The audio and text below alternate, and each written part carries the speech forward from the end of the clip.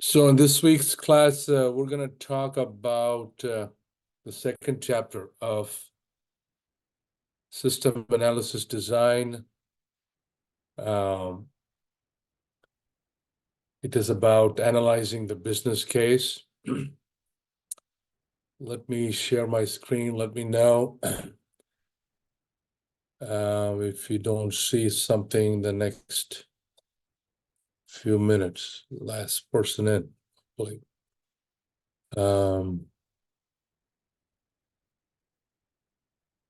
So hopefully you can see the slide deck, chapter 2, analyzing business case. Yes, sir. So as I'm talking, if you have any questions, feel free to ask, or you can also type it in the chat and I'll keep checking once in a while. Okay. So Okay, Professor.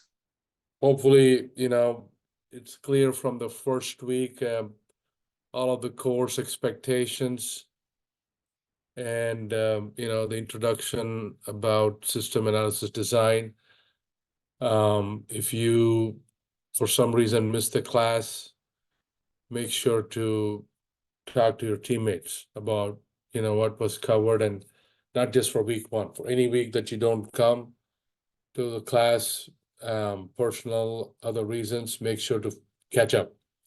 That's your responsibility. Okay. Okay, Professor. And this week, chapter 2, what are we going to talk about, right? So as I said in first week, system analysis design, this course has 12 chapters, but if you look at the book, it talks about 4 phases: phase 1, phase 2, phase 3, phase 4. Phase 1 has to do with kind of the planning phase. Phase 2, analysis. Phase 3 is design. Phase 4 is implementation, right? So we're going to be in phase 1 for at least until week 3. And then maybe part of week 3, we may, enter into the phase 2, which is analysis. So every company, as you probably know, on a quarterly basis or every 6 months does their SWOT analysis, right? Which means what? Strength, weakness, opportunity, threat. And it may be done at a organization level by the top executives, or in some cases, even at the, department level, right? And that's something that's essential, to know where we are going, who's our competition, what are they doing, what are the threats to our business. From time to time, evaluating the strength, weaknesses, right? And in addition, also the opportunities that are, available for the company to take advantage of so that they can stay ahead of the competition, increase revenue, profits, all those things, right? So the strategic planning process is something that, every company has. And again, could be a monthly, it could be a quarterly, depending on the company, right? And this is where they're looking at, some of the midterm, medium-term, long-term plans, right? And then within the IT department itself, they will be looking at, all of the, project requests from different departments. Could be for system enhancements or for new systems development, problems with existing systems. So all of those are reviewed typically, as part of that strategic planning.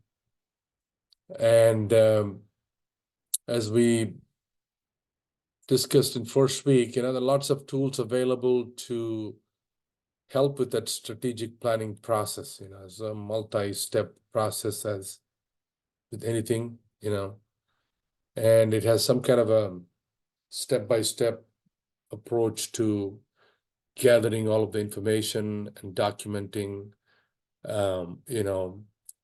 the discussions and the decisions. Any questions, made that came up during that strategic planning, right? So it could be that case tool, right? Computer-aided software engineering tool, or something more specific to this strategic planning. And as the title of the chapter says, right, this is analyzing the business case. So any information system, new system or enhancement needs to have a solid reason or a business case on why we are doing that system project, right?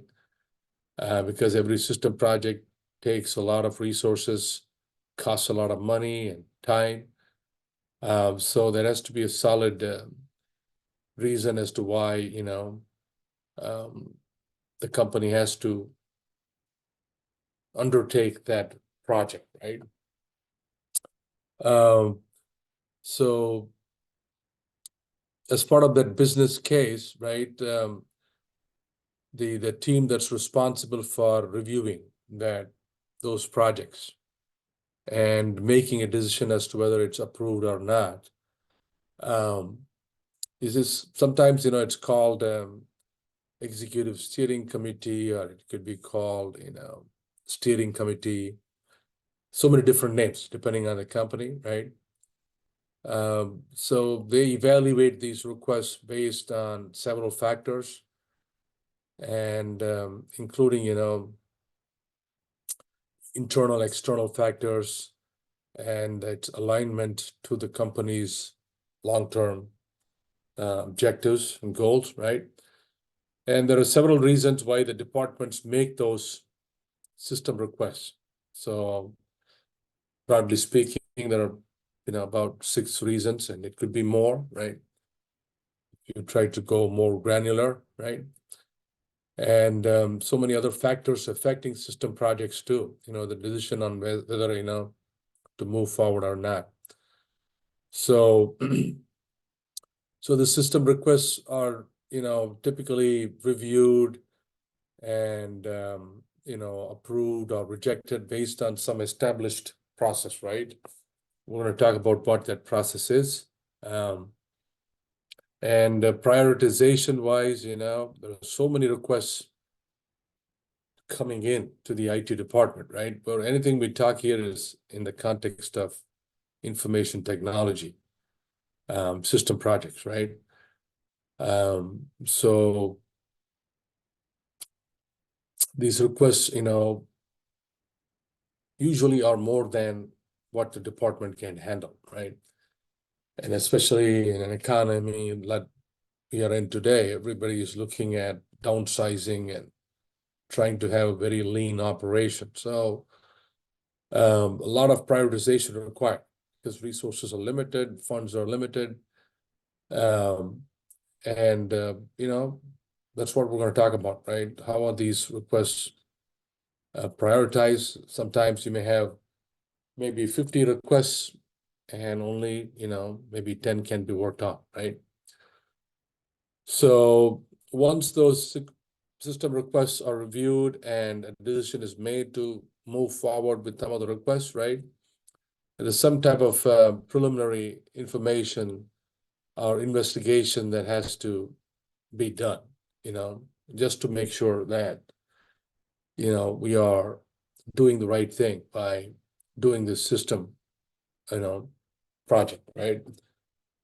Because some of these requests are approved based on very high level, requirements and description of the, project, right? So this preliminary investigation will help, find more information to make a more of a educated decision, right? So 4 stages to that planning. So let's see. So what is planning, right? In a context of a organization or in terms of IT department, right? So they're just looking at what some of the long-term goals of the department, organization, right? What is the strategy that they need to adopt to achieve those goals, right? Objectives. Also, what are the resources that's going to be required, right? It could be, financial, it could be human resources, it could be other things, right? So as part of that planning, they always look at what the company's mission statement, right? So maybe your class, that was the, first assignment you had, right? Forming a team and, selecting a company of your choice and, doing some type of a business profile, right, of that company. So the mission statement pretty much what is reflecting what? The vision, the values, and the purpose of that company, right? Hopefully, your assignment was due what, last Friday, I think.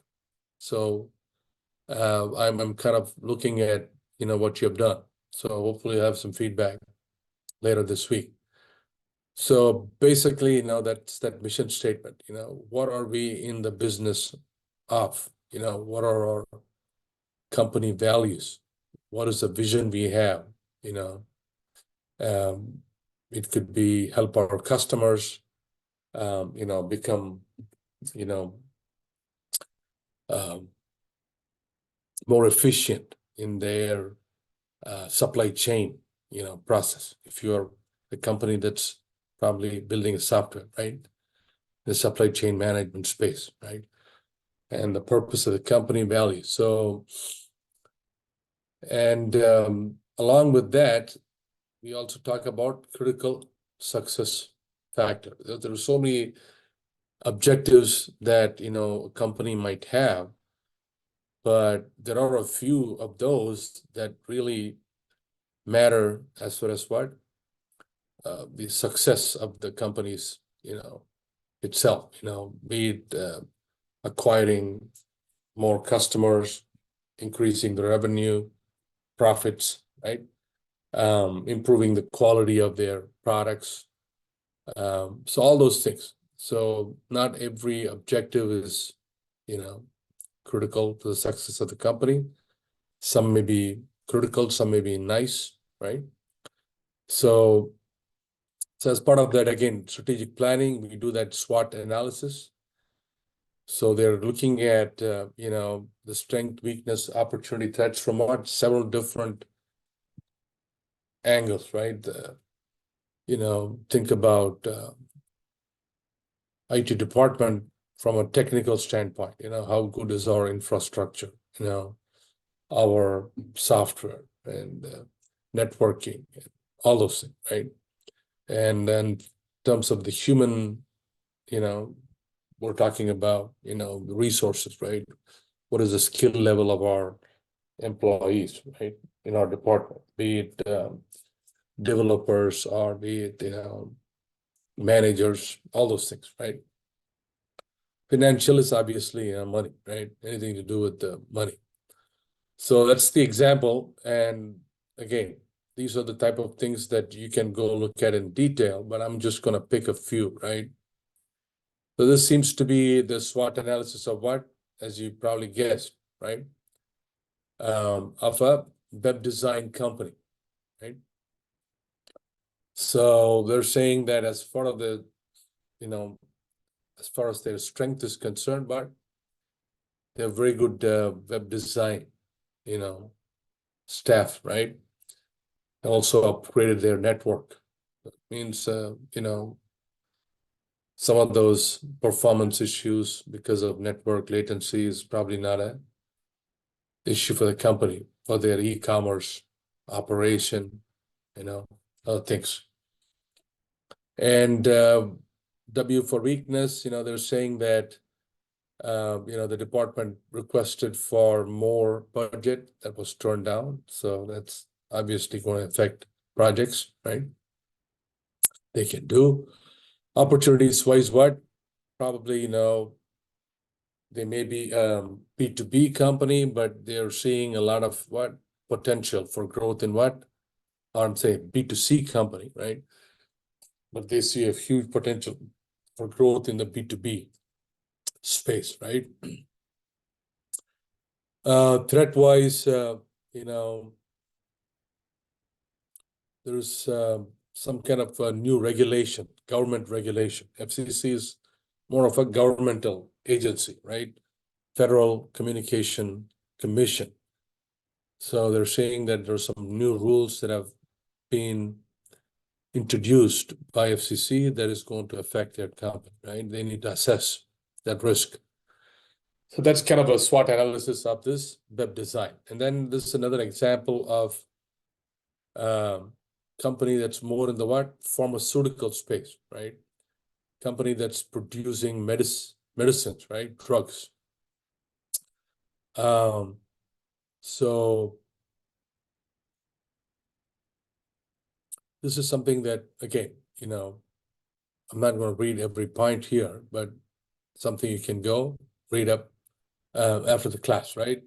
But the bottom line is that analysis has to be done. Sometimes every 3 months or 6 months, whatever the case may be, right?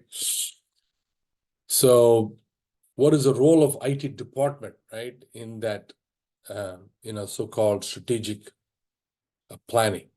It used to be where IT department was kind of optional, but now that IT is central pretty much to the, success of every major company, right?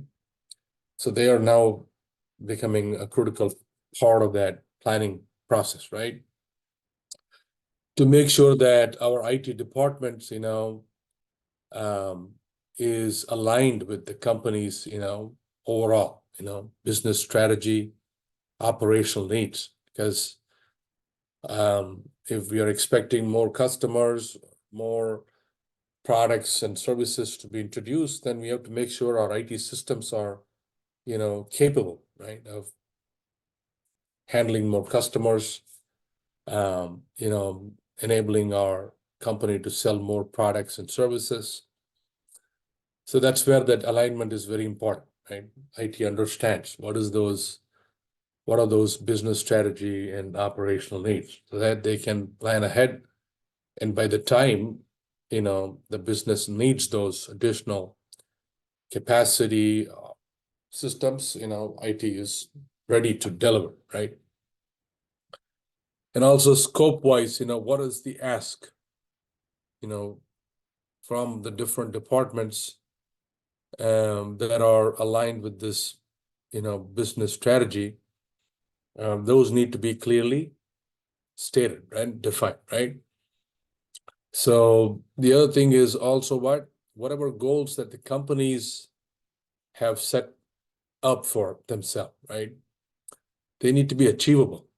If not, there's no point in having a goal that you cannot achieve, right? You have to be realistic about the goals that you're setting for the company, for the department, right? Need to be achievable. Only then you can, have those goals, right? And they're saying that some of those goals, need to be tied to specific statements like what? Increase our customers by 20%. Give you an example, right? So just having a goal of saying we need to increase our customer base or beat our competition, right? Those are very broad, generic goals. We need to be more specific. How are we going to beat the competition? How are we going to say that our, goal has been achieved as far as our customer growth is concerned, right? So assumption-wise, what are we assuming in terms of availability, be it, financial resources, technical or human, to achieve those goals, right? Constraint-wise, it could be budgetary, so many other things, right? Government regulation or some legal issues, anything, right? All those things that will be preventing us, from achieving our goals, but good to know so that we can plan around it, right? So all those things are part of that planning process, right? So what are the tools available to help with that planning process is what? So many different tools available. I mean, we're only listing 4 here, but if you go look up, there'll be lots and lots of tools available. Starting with the most simplest one was what? Microsoft Word, Excel, right? And those tools have been used for a long time. If you don't have something fancy, don't have the budget for a software specific, to this planning process, you can what? Use the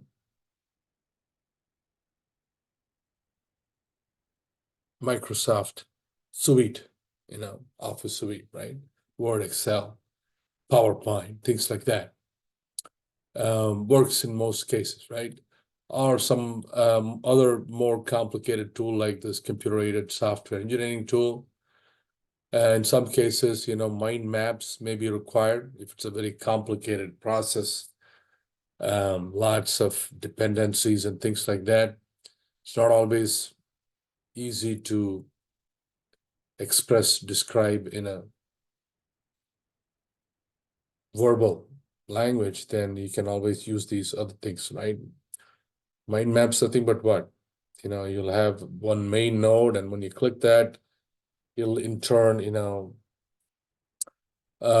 expose multiple nodes, and then you can just keep clicking those nodes, and you can get more and more details, right? So it's a easy way to kind of express something more complex. It kind of collapses and expands, right? Scorecards, another way, right? Gap analysis is what? Trying to understand, what the needs of the company, needs of the department is, and what do we have currently, in terms of systems, process, other things, right? And you can do that analysis to find out what is the gap and how we will be addressing those gaps. And moving on, right? So as I said earlier, business case is what? Just what is the justification for, proposing that system project, right? It could be a new system we are proposing we need to look into implementing, right? Or it could be enhancement existing system, right? So very, very essential. Without that, there's no way that any request will be entertained, right? For new system or enhancement to existing system.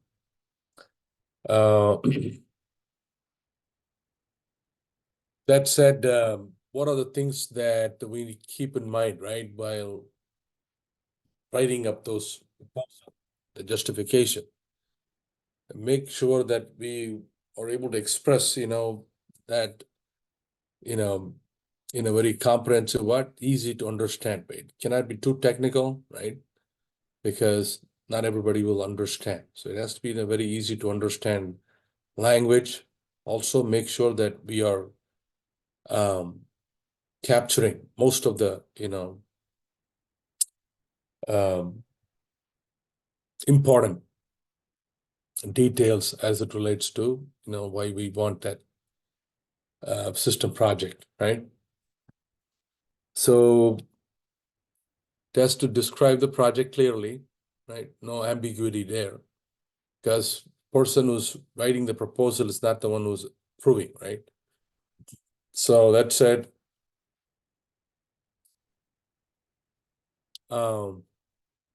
it's another person or a team of people. So they may not even know you. They may not have, talked to you about that project. So they just should be able to read it and understand, right?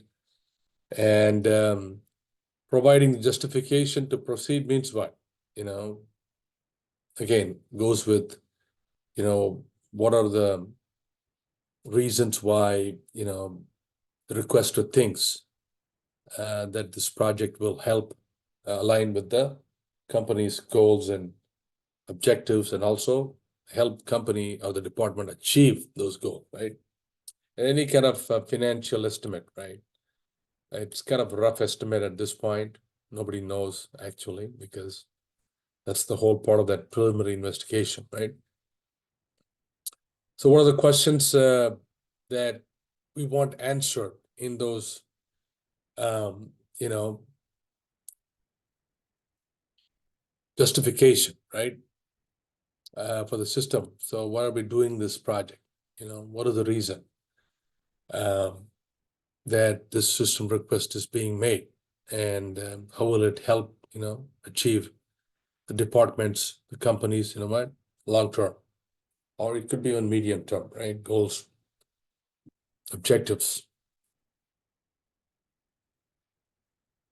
Any kind of cost information, right? Based on some prior project that, you know, has been worked on, a similar project. Same thing with the timing, right? How much time it will take. Any risks involved as far as the company's business process is concerned, or operation, or, you know, customers, you know, are concerned. So all those things, you know, as much information on those lines. And as far as the success of the project, you know, what will be used to measure the success, right? Of this project. And any alternatives exist in addition to what? If we cannot move forward with the project, if there are any other alternatives available, right? So all those things are usually part of that system request, right? And the second thing, as for a system request, is what? This is the starting point, right? In every company, for any new systems or enhancement to existing systems, that's in place in most companies, right? It's kind of a formal way of asking for IT to support these system projects, right? So what are the reasons why, you know, departments request, you know, new projects? What it could be one of the many that we're looking at, right? Let's go here, kind of a graphic, right? It could be because of stronger controls we need to have, right? It could be because of security, right? Or it could be because of financial controls. So it could be anything, right? That helps achieve more accurate capturing of information, or capturing more accurate, complete information, or better reporting, right? It could be operational reporting, could be financial reporting, you know, that type of stuff. Could be for more support, you know, that could be one of the reasons. As far as customers are concerned, you know, there may be a reason why departments are asking projects so that they can provide better service to the customers, right? System performance, or, you know, related performance could be a reason why. Or in some cases, you know, the existing information we have within our system is not sufficient to support our business operations. So we want more information, right? More reports, or, you know, update our existing system interface to provide more data, right? The last but not the least is what? Reducing the cost. That's always there, right? Especially in a tighter economy. Companies are trying to save money. So they're trying to maybe implement a system that will eliminate a lot of what? Manual efforts, so that they can reduce costs, right?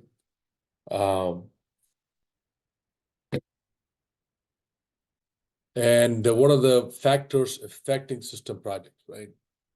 There's so many factors. There are reasons why departments request, these system projects also, there are other things too, right? Factors. We saw these external factors kind of on the outside, which is kind of a ellipse, right? Or there could be internal factors. So what are the external factors? It could be because of some government regulation, right? New tax laws, new, health care laws, right? Financial laws, anything, right?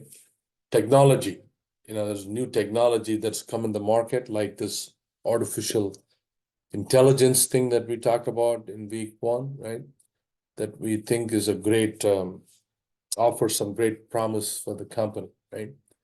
We need to look into implementing. Could be something our suppliers are doing, customers are doing, right? Competitors. Or sometimes the economy. It could be a great economy, we're projecting a lot of economic growth in the next, 12, 18, 24 months. So we need to do certain things, right? Take advantage of that growth in economy. Well positioned, right? Could be internal factors too, changes to our strategic plan, as part of our maybe SWOT analysis, or it could be as part of our yearly strategic planning. Some things have changed, so we need these new projects. Sometimes the top managers themselves, you may have hired a new CFO or CIO or CTO, right? They may have a lot of experience working for different companies. They want to introduce something, right? Could be from our own bottom-up request, right? End users requesting for new reports or enhancement to existing systems. IT department itself sometimes has some project requests, right? For example, upgrading the operating system or installing a new version of, for example, SCM or CRM system, right? To take advantage of new features. So those are the internal things, right? Company finances. Sometimes the finances are tight. We need to do certain things, right? So those are the factors affecting system projects, right? So what is the process that every company goes through? This is kind of a general thing, right? It's not exactly what every company does, but it gives you an idea, So as I said, it could be a quarterly thing once in every 3 months or 6 months, right? So you have a committee called either a system review committee or steering committee or a computer resource committee, whatever name, more important is what they do, right? So that's the team that evaluates periodically these system requests, right? And usually those system requests are what? Done through some kind of a formal, some kind of electronic way, right? You go to a website, it's kind of a standard process, fill out all the information, right? And the reason we have a kind of a electronic process, or even if it's a paper base, it has to be some kind of a formal form that you need to fill, right? So it has all of the different sections, some of it is mandatory, some could be optional, right? So through this process, you are what? Streamlining that request. Everybody is following the same process, right? Like, for example, today's Zoom, everybody's using the same link. Everybody's joining at the same time, right? And, we just try to formalize it so that, I know this is the first Zoom meeting for this class. Some of you joined on time, maybe some few minutes late, but maybe the next class you have, you'll probably remember, some of these things better so that, much easier, right? So it's something, rules that work for, that's common to everybody. And that makes the process more efficient, right? So it ensures consistency, right? Everybody follows the same process. Easy to understand means this committee, because everything is done through this streamlined process using the same form, they're able to follow everything, easily, right? Versus everybody is sending these requests in every different way. Makes it very hard to follow, right? So also make sure that we have clear instructions in those form on exactly what to do. Not everybody is aware of all the, rules, right? So we have to have some kind of a section within the document that explains how to fill out that form, what are mandatory fields, what are not. And any kind of supporting documents too, right? If the requester can provide, is always helpful. So that at the time of reviewing these requests, we have everything ready, instead of, not having these documents and having to go back and reach out to the requester. And that means what? A good chance that that request may not be, reviewed in a timely fashion, right? So also, as you can imagine, most of the things these days, what we're trying to minimize or eliminate the paper-based process. Everything is done electronically. It's an example of a simple, system request form, right? For one of the universities. So just basically putting your name, contact information, right? And description, right? The justification and everything. They're saying it has to be maximum of 4,000 characters, right? As you can tell, this is not a very streamlined process. Everybody can be typing things in a very different way. It's going to be very hard, right, for the committee to review this. So instead, you should be having multiple different sections, and some are mandatory, others may be optional. That way, it makes it easier for the team to review these requests. But this is just an example, right?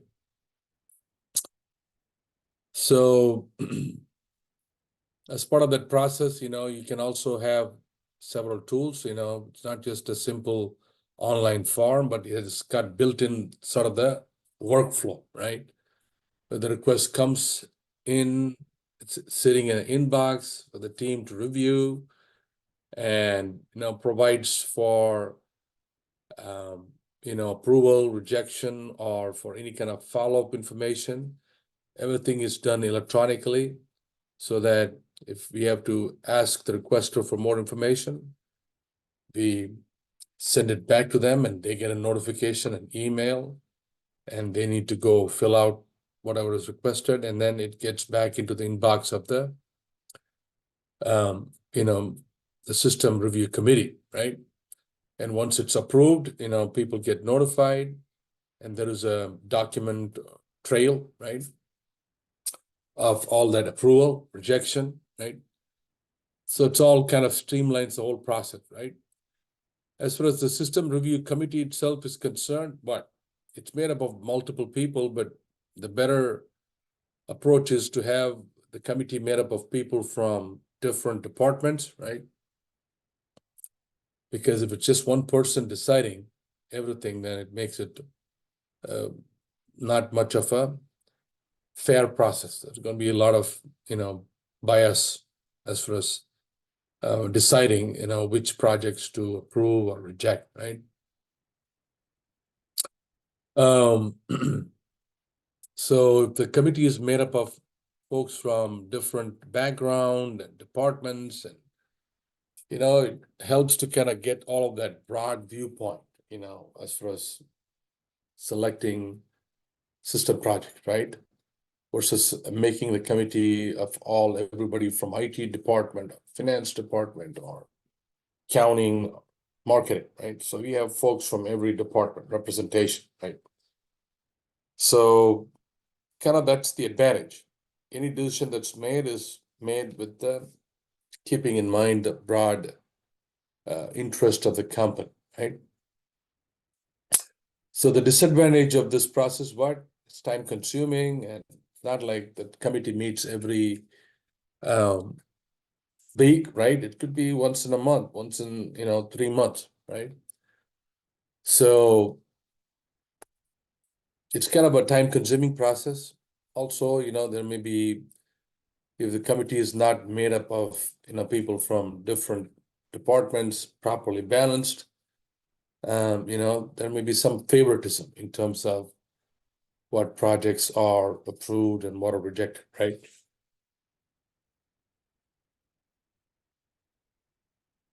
So that said, I'm just going to take a pause. See any questions, anybody up until now, what we've covered?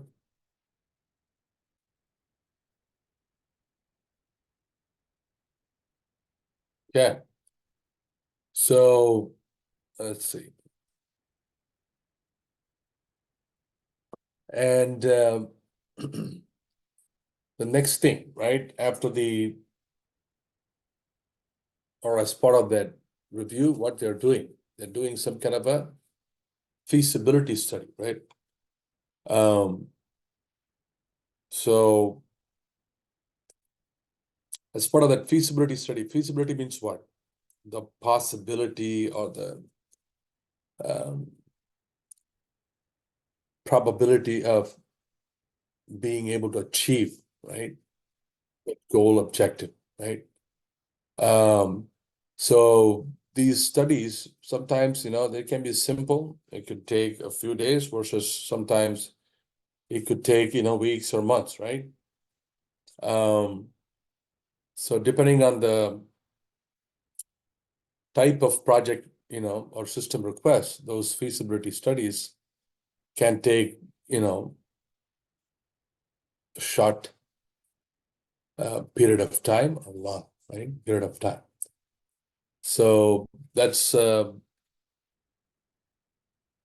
mandatory for every project, right? So as far as the fact finding is concerned, right? Once the project is kind of approved to move to the next stage by the steering committee, right? What are the type of things that our system analyst typically does, right? They're looking at the organizational chart, which is nothing but what? A chart that shows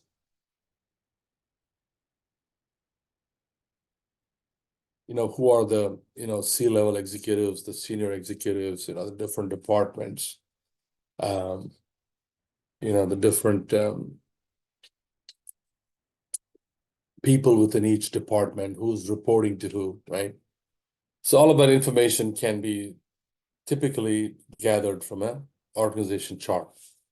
And as part of this initial fact finding, they may be talking to, people from a particular department, right? That made the request by either having this is not a job interview, but just, setting up a time to kind of understand, more about the system, about the request, right? Gathering more information, kind of an interview, right? Or they could be reviewing some existing documentation, right? To understand more about the system,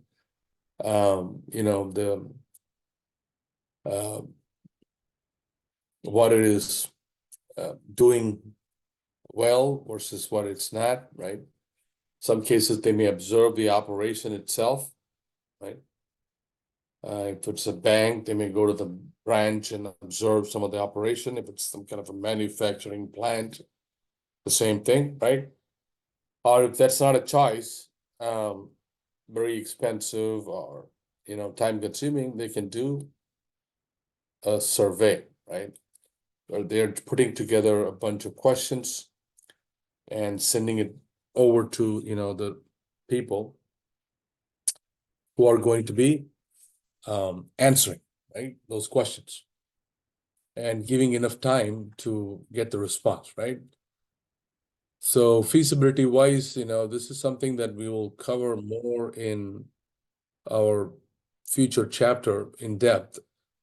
Broadly speaking, there are like 4 to 5 different type of feasibility, right? Here we're talking about 4: operational, economic, technical, and schedule, right? What does operational mean? This is about once the system is implemented, right? What are the challenges that IT department will face in terms of supporting that system, right? To make sure it's running optimally all the time, right? Performing well. And what are the challenges to understand the new system and, support it, right? Operational. Economic means has to do with cost pretty much, right?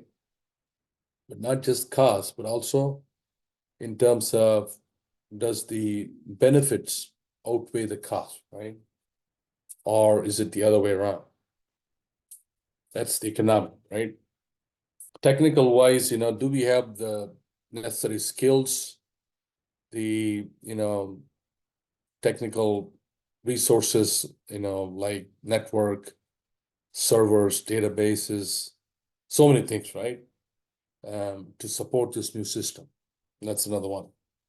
Lastly, the schedule, right? The schedule is nothing to do with the time, right? Can we achieve this project, complete this project within the expected time frame, right? Sometimes time may not be a constraint. Sometimes, it is. I have to be done with this project by end of the year, right? There is no extending, right? So that may be a significant, constraint, right? Schedule base. And let's see. So this is all kind of more details about each of those feasibilities, right? Operational wise, so will it be effectively used by our end users, right? Once it's developed, do our users have the training, the skills, the aptitude, all those things, right? To use this new system. And how does it align with our organization culture? Is it aligned or is it not? If it's not, what do we have to do, right? So they're saying some of these things, it's hard to measure, right? Accurately, obviously, but also we need to at least be able to qualitatively, if not quantitatively, measure, measure these things, right? So what are the things we need to consider as well as this operational feasibility is this project having what? Obviously, the management and users. Sometimes it'll have the management support, but not the users, right? So that's something to assess. And will the new system result in workforce reduction? That's another thing, right? If we're doing a lot of automation, that means, we are looking at reducing some of the headcount, right? Does this project result in something like that? Any kind of legal, ethical issues that may be affected.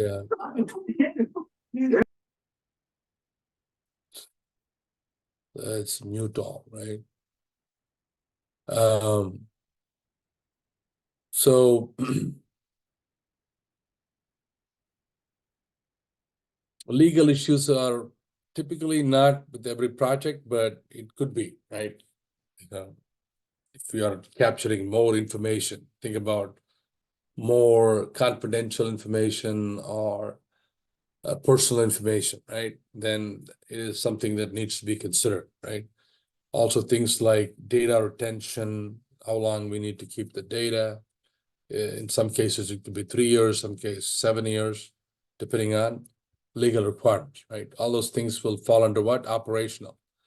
Economic is pretty much what we talked about. What is the total cost of ownership of this new system? Or it could be an enhancement to existing system, right? And when you do that TCO calculation, then you look at the benefits, the cost, and then that's what will help you decide if the benefits outweigh the cost, right? It's made up of a lot of factors, right? This is ITM by 1,000, what are all the things that are, part of the total cost of ownership, right? It could be human resource costs, it could be hardware, software, licensing, right? Training costs, consulting. Some cases you may have to build some new facility. Think about, a project to build a new data center, right? So also as part of that economic feasibility, you're also looking at, what are the costs of not doing the project in terms of opportunities we may not be able to pursue, right? So those things are also, to be evaluated, right? As part of economic. And let's see, the cost benefit analysis, right? This is very important to understand, as far as the benefits and costs are concerned, you have two different types, right? Tangible, intangible. Tangible costs and benefits are what? Those that are easy to measure in terms of dollars, right? Or other things, right? But in addition to the tangible costs, benefits, right? And also the intangibles. So we know there are these factors that can significantly affect the organizational performance. Could be revenue, it could be, employee morale, customer, perception, right, of the company, experience, all of those things, right? It's hard to measure, but we need to know it's out there, right? Intangible costs. Benefits also, for example, the user satisfaction improvement, things like improving the company reputation, all those things hard to measure in terms of dollars, but is it a factor, right? So if so, we can always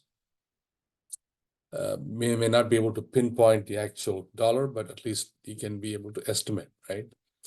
That's the cost benefit. That's part of your economic, right? The technical wise, we are talking about, in terms of the IT resources and other resources, right? Do we have all of those resources required to what? Develop, maintain the system and operate it, right? So what are the things that our system analysts should be asking, right? As far as the technical feasibility is concerned. So in terms of the hardware, software, network, do we have all of those, infrastructure elements in place? Or do we need anything, new or expanding network, those type of things? In terms of programming and other things, do we have all the technical expertise to support this? We may be a .NET shop, but this great system we're talking about, is built on Java, right? How are we going to support it, right? Maintain it. So in that case, we may think about hiring some new resources or training our own resources in those new languages, things like that. So again, existing infrastructure like servers, databases, right? Do they have a capacity to support this new project, right? New system, or do we have to acquire more servers, expand our databases, right?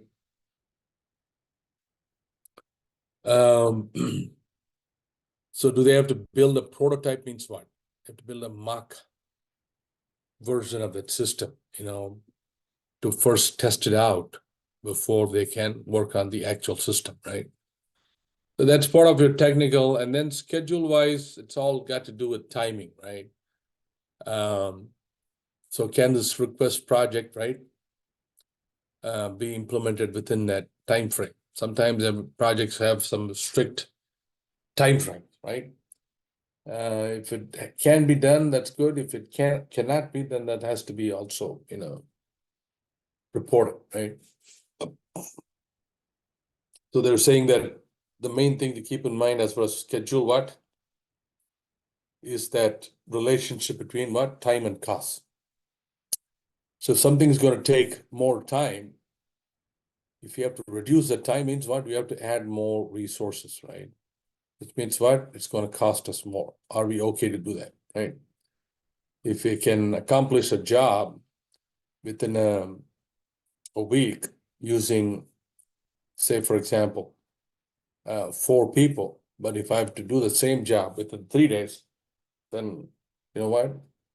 It's going to cost me 12 resources, right?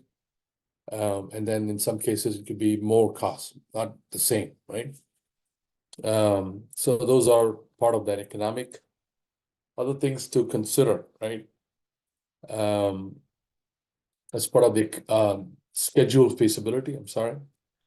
So is it a firm timetable, for this project, or is the timetable flexible, right? What conditions might be satisfied in terms of the schedule? In some cases, we think the project is going to take, realistically speaking, 6 months, but we're asked to do this in 3 months. What are the additional risk? Every project has risk, right? But by accelerating that schedule, are we taking on some additional risk? Is what we need to also understand, right? So project management technique wise, again, are we going to be using some kind of a waterfall, or are we going to use, agile? What kind of techniques are we going to be using, right? For the project. Sometimes departments will use existing techniques, but in some cases they may want to move from, old to new techniques, right? So that's something that's also considered as part of this thing, right? So priority wise, with regard to systems, right? So once a project is approved, sometimes, because of changing economic conditions, changing business environment, acquisitions and, other things, right?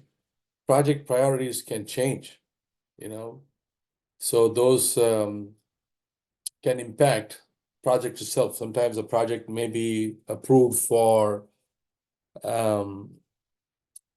implementation, but then because of changes in economy and business environment, it may be put on hold, right? So what are the factors that affect the priority? Some of these projects, very high priority, does not matter, economic, business environment, right? We have to do it, right? We don't have a choice. Some cases, it's an easy call, right? To put the project on hold. So what are the factors that affect, prioritization of the project, right? Cost reduction, will this new system reduce cost, right? Increase revenue, right? Or result in what? More information for better, operations and other things, right? Will the system, enhancement help us serve our customers better? That's always a high priority, right? Keep our customers happy. Overall, does it help our organization, right? So all these factors, yes, no type, right, will affect what? The whole prioritization of the project, right? Other factors, what? Reasonable time frame. Because the main thing with this time frame is what? The longer the time frame, there's so many things that can affect, right? The company, the business, during that period of time. So longer projects are always more risky, right? Versus short-term projects. Necessary financial, human, technical resources. That's always the case, right? If we check the mark on everything, then it's a more chances that those projects will be approved, right? Versus not having the technical financial resource, then it's very unlikely that the project will be prioritized, right? Wait for more, a better time for the company to have better revenues and profits so that we can work on the project, right? So as far as projects concerned, you can categorize them different ways, right? But broadly speaking, it's what? Two different ways. Discretionary, non-discretionary, right? Discretionary means what? You have a choice, whether to approve the project, implement the project or not, right? It's not because of any government regulations or anything else, right? It's up to us whether we want to work on the project based on its costs and benefit, right? In some cases, you may not have a choice, non-discretionary, right? So that means you have to do the project. It has a firm timetable, right? Those annual tax updates, payroll changes, right? All those are all mandatory, right? You don't have a choice, because without that, you can get into trouble, right? So once you categorize them, that will kind of also factor into the what? The priority of the project, right? If it's a non-discretionary, means it is going to be what? A high priority, right? Versus a discretionary, which could or may or may not be what? A high priority project. So all of those things factor into what? The decision whether to approve a project or not, right? So once the project is approved, then you do the first thing is what? Doing that preliminary investigation, right? And that's what the next set of slides are going to be talking about. So before we move on, any questions about, anything we've discussed so far before we move on?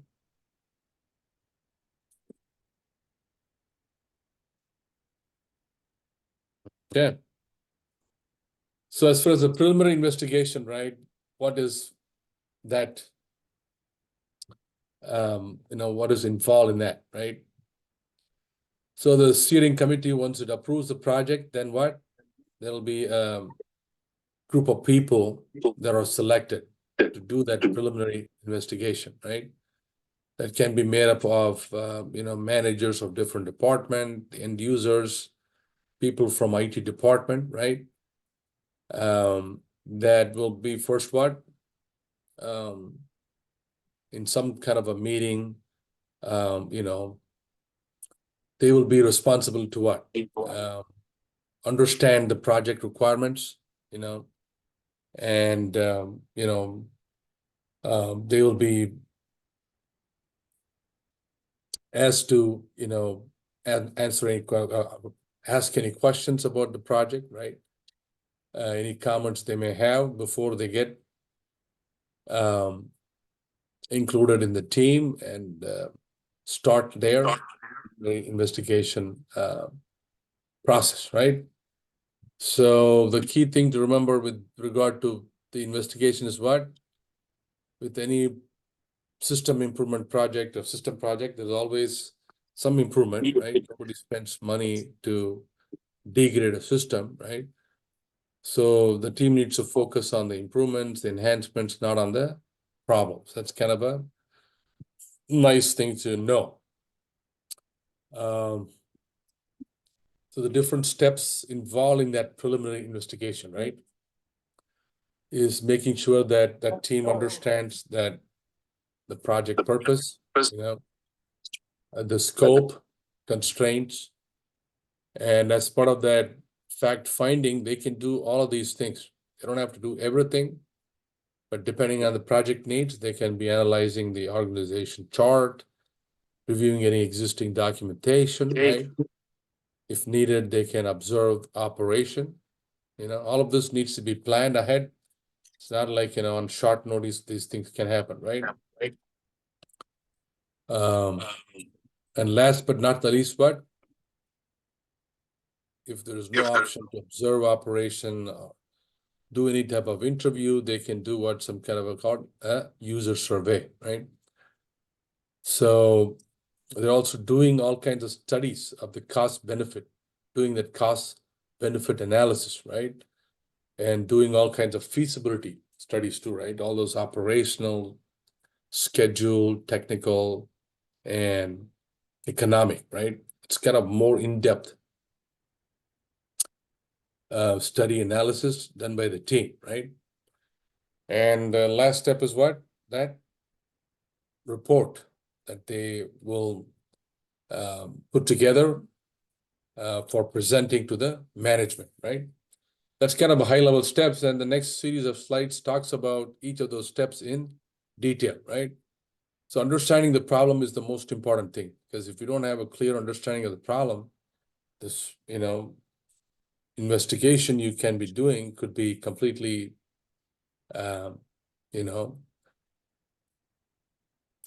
not aligned with, what the actual problem is, right?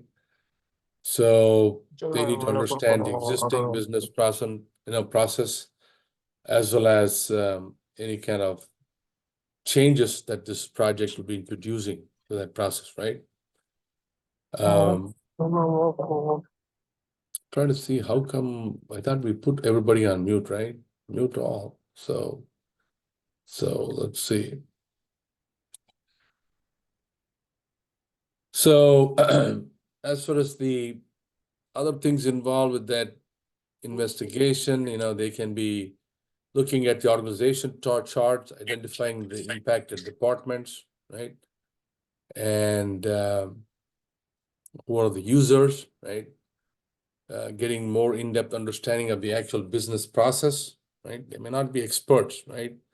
That's what this team needs to do in the days and weeks that they are spending, right?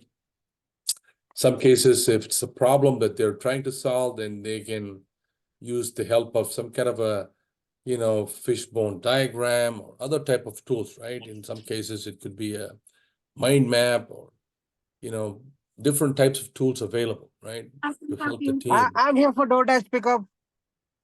completely. What? Yeah. It's raining, right? Okay, you have to come in, sir. No, it's raining, right?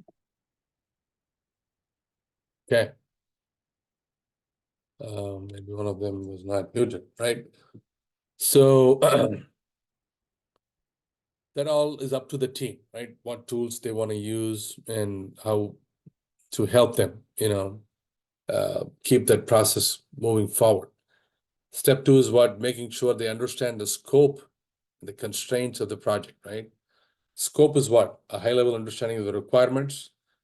What is it that team is being asked to do, the requirements of the system, and also the constraint, right? Constraint is what are the limitations, right?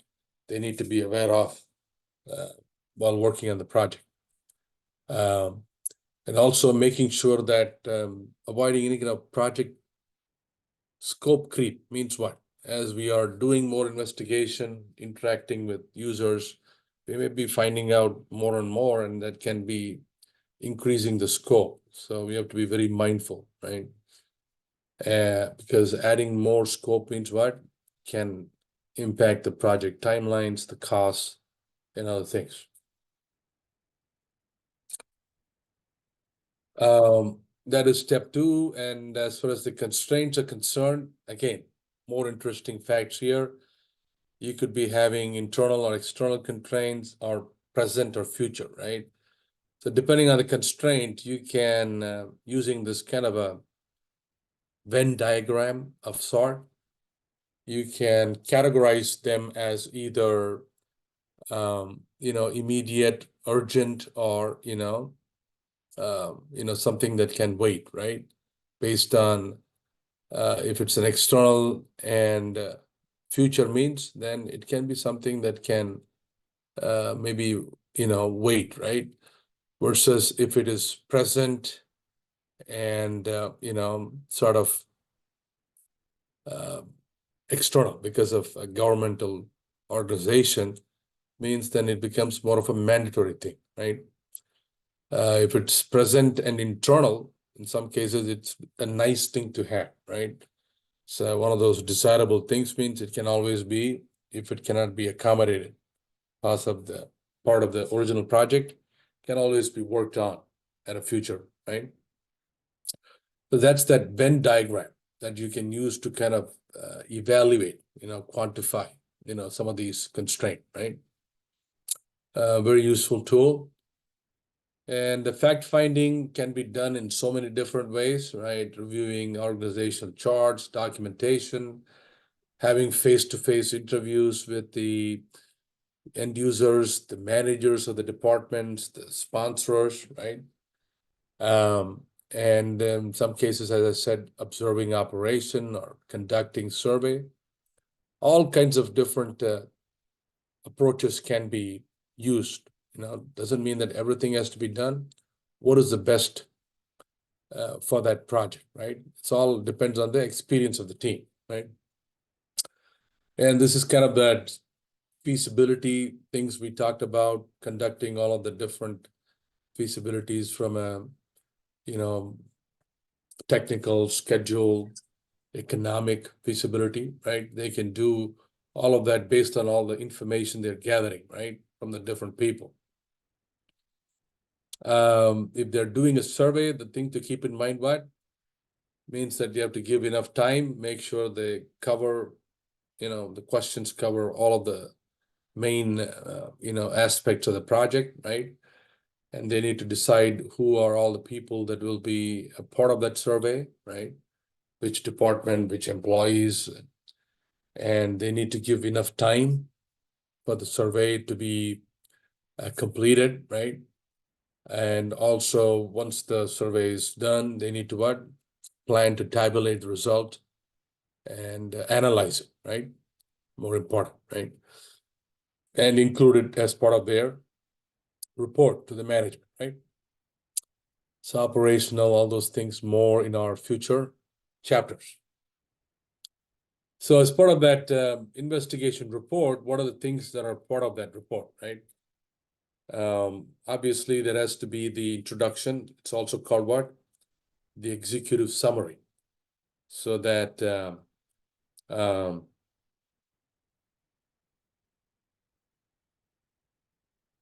anybody looking at that, one-page document understands about the project, right? And some description about the, project summary. What are all the different findings the team has done over the course of their preliminary investigation. Recommendation means what? Do they recommend moving forward with the project, or stopping, or doing more investigation, right? Time, cost estimates, benefits. Any kind of appendix means what? Some additional section, right? Where they will have additional documentation information for the team, for the management to look at, right? So that is, in effect, the crux of this chapter, right? So it's just a summary that just talks about all the things that we talked about last hour and a half. So any questions on analyzing the business case chapter, right? So as I said, in this book that's prescribed for this course, it's lots of good case studies. So what I want you to review for next week, right, is on chapter 1, hopefully, you all have bought the book, be it electronic or whatever, right? So you can do this after the class. So what I'm going to give you is on chapter 1, case in point 1.2, right? It has to do with autonomous vehicles. Imagine you work for a large automotive company and your manager is asking you to what? Looking into integrating some type of a digital assistant, right? Into new vehicles, for production next year, right? So how would understanding your company's business profile help you complete the task?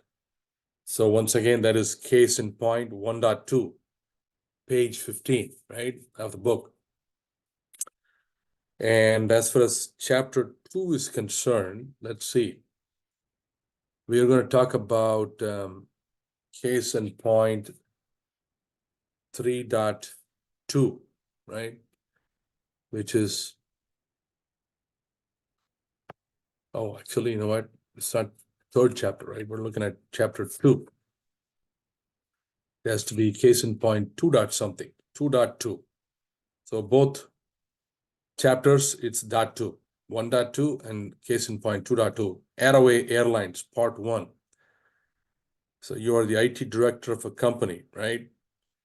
And you chair the system review committee, and you're dealing with 2 disagreements about 2 projects, right?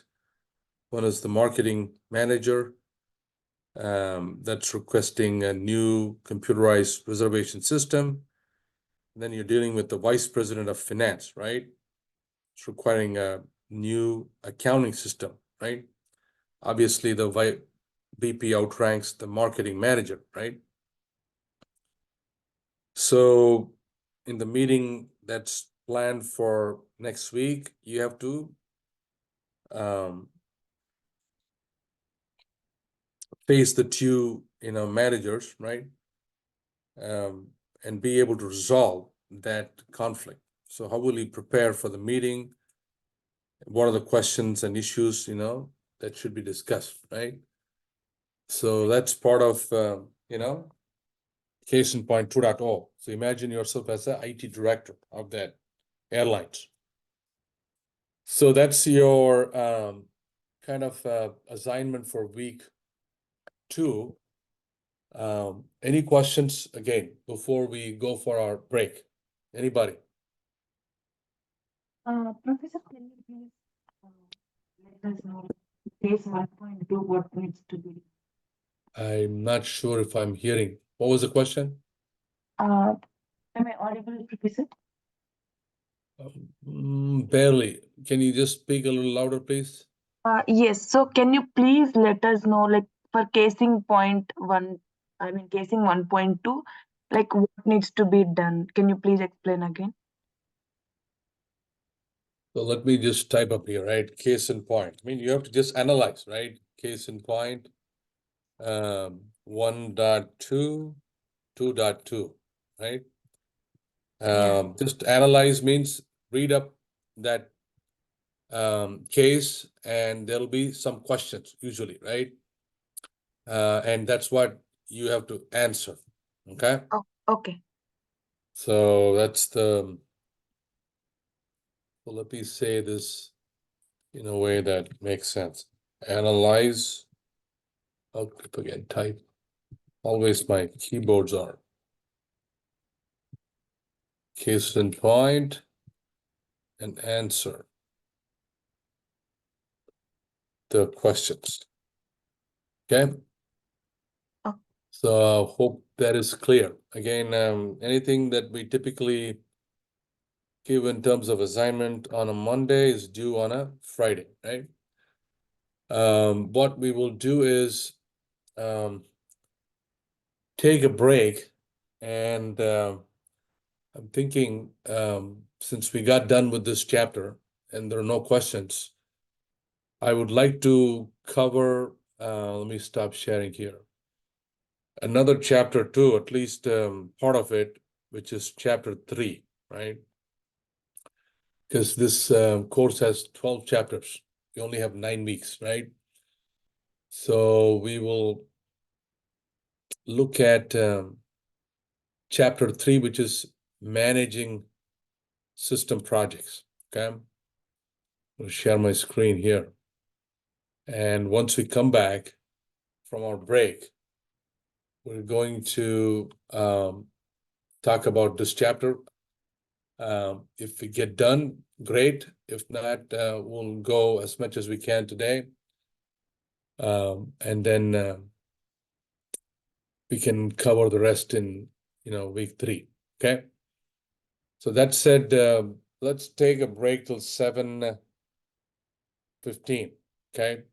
And in the meantime, as a team, you can, it's up to you, right? You work on the case in point while you still have everybody here.